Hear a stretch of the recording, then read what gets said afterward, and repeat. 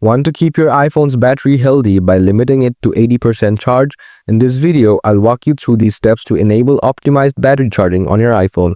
This feature helps preserve your battery's lifespan by preventing it from staying at full charge for too long. Let's dive in and get it set up. First, open the Settings app on your iPhone. Then scroll down a bit to find the battery option. After that, if you're using a newer iPhone, tap on Charging. Here, you will see the option to limit your charging between 80% and 100%. You can set it to stop at 80% to help keep your battery healthier. But if you're using an older iPhone, you will need to tap Battery Health and Charging to access the additional settings for managing battery health. Next, tap on Optimized Battery Charging.